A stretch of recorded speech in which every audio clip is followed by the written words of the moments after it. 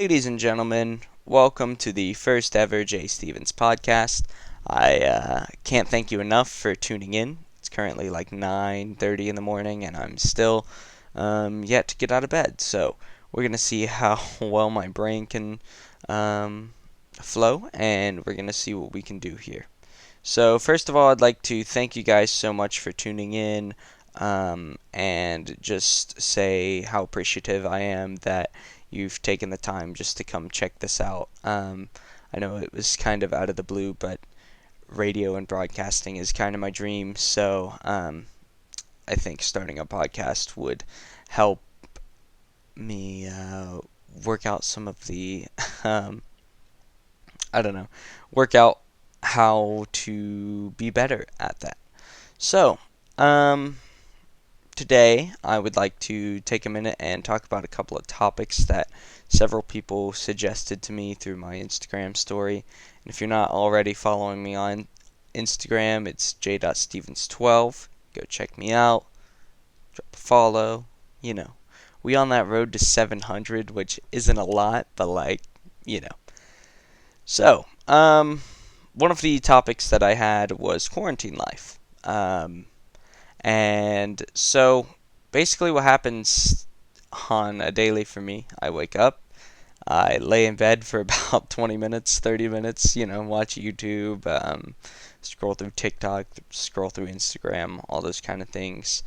And then I go upstairs and I get some breakfast, hang out with my family for a minute.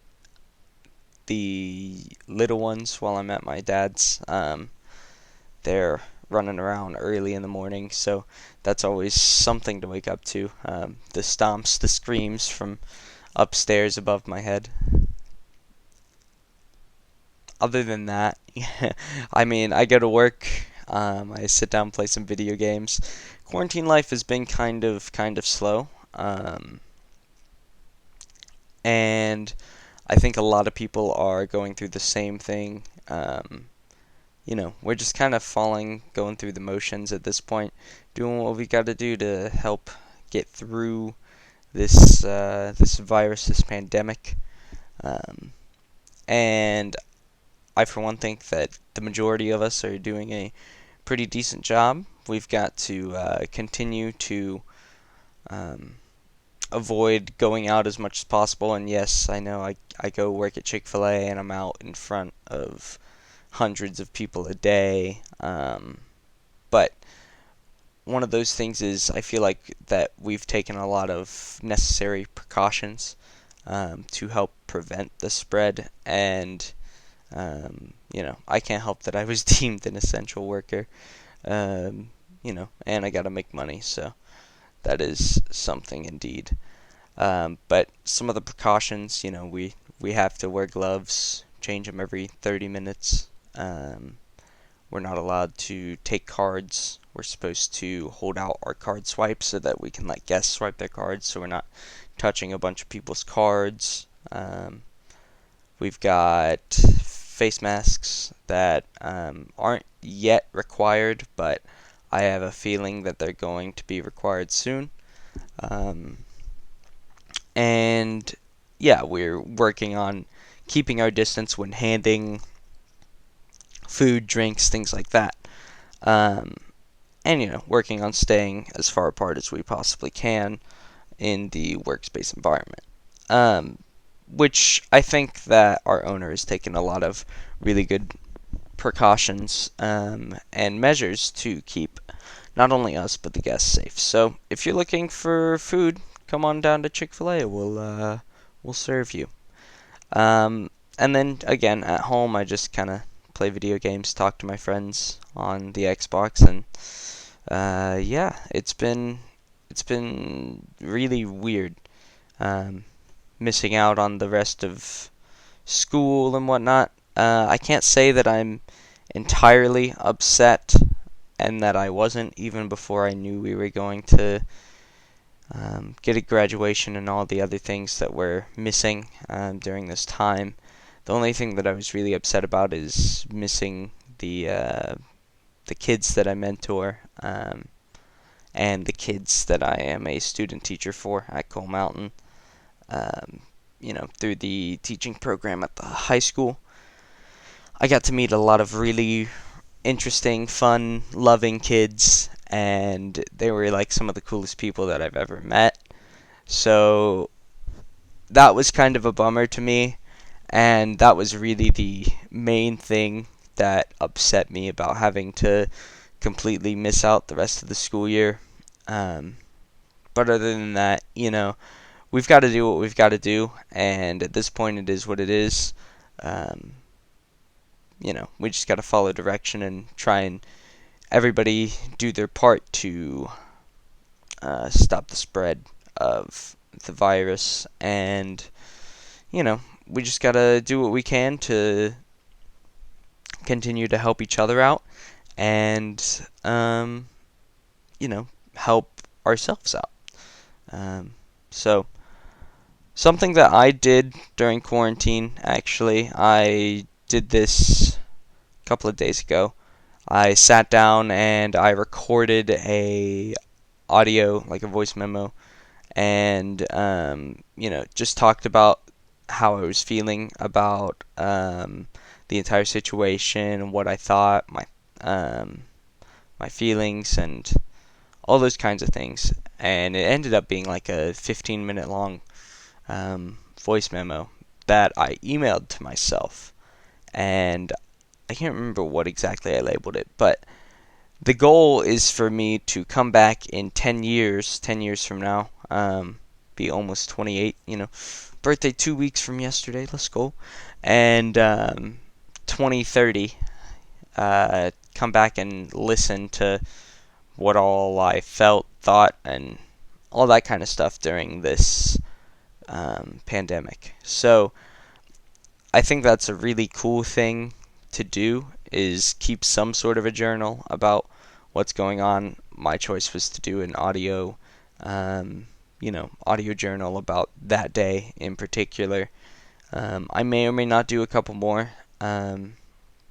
Just depends on, if something crazy happens and I end up feeling some type of way.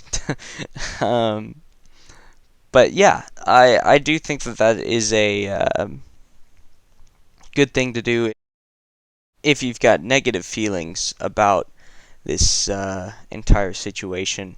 I think it's a good way to, release those in a more private manner. And I think that's a healthier way to do it.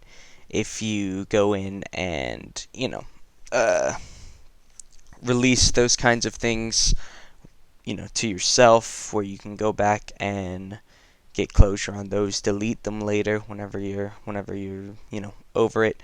It just really helps to express those kinds of things, in my opinion.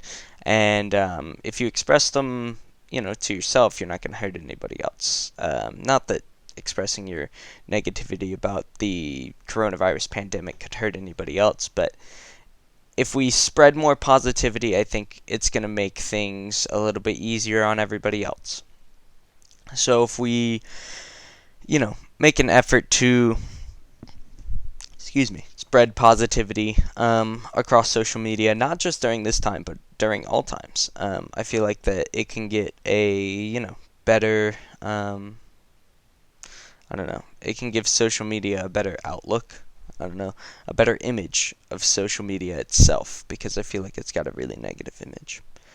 But anyway, yeah, I think that just, release your negative energy, pray, as the owner of my Chick-fil-A in Dawsonville, Tony Keller, would say. He said that several times to us, just sit down, have a prayer, and we're going to be just fine.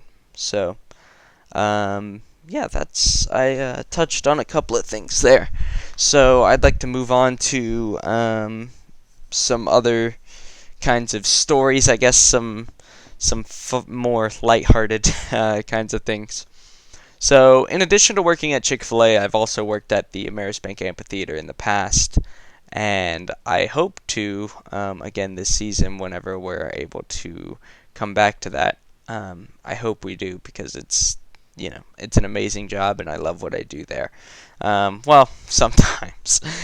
Some of the people that I get to deal with aren't the nicest, and they're not the best, but it's still a really fun experience whenever you work there with some of your best friends in the entire world. So yeah, we get to deal with some of the meanest, I mean, I guess not meanest people in the world, but some of the rudest people in the world, I would say. But overall, it's a fun job. I get to work with my friends, and we do our best to have a good time and balance work and fun. So one of the things that comes to mind every time I think about working at the amphitheater was the Kid Rock and Hank Williams Jr. concert. Hank Williams was the opener, and if you know anything about country music, you know that's a huge concert.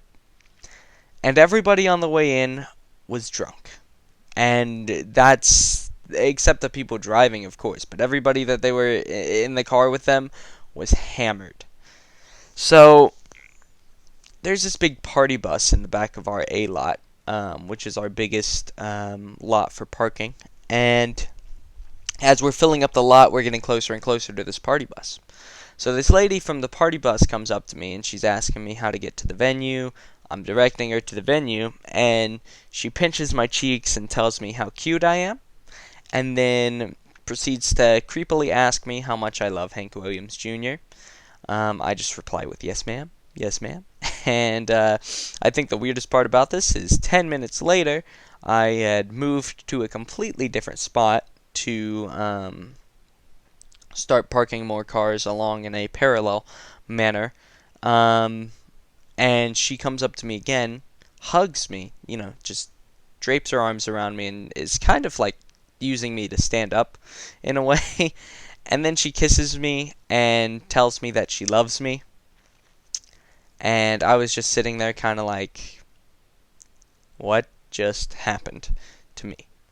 And she was with comes up and pulls her off of me and is like, you're drunk, this kid's like 17, you're gonna get arrested. And I'm like, just standing here like, enjoy the show, guys, just enjoy the show. No, it wasn't a big deal to me, but she smelled and reeked of alcohol. So that was a that was some experience. And anytime we get to work Uber lot on release, that's also an experience because people don't want to listen. Um, so I think I'm gonna try and wrap that up here. Um, Thank you guys for listening. Thank you for tuning in. If you guys want to see some more podcasts, just let me know. I actually had a really good time doing this. And leave more topic suggestions if you can. And yeah, I'd just like to thank you all for tuning in, even if you just tuned in for a few minutes. I know this was kind of long, me rambling about this or that. And I just really appreciate the, the support. And again, sorry about the one picture kind of repeating over and over again. I figured if Posty was in my picture, I'd get a little bit of clout. So, if you guys like Post Malone, like and subscribe to the channel. I believe I'm going to be posting this on YouTube. Haven't really made 100% decisions yet, but that seems like it's going to be the easiest option. So, again, thank you guys so much for tuning in, and hopefully we can get another podcast going. So, thank you again, and peace out.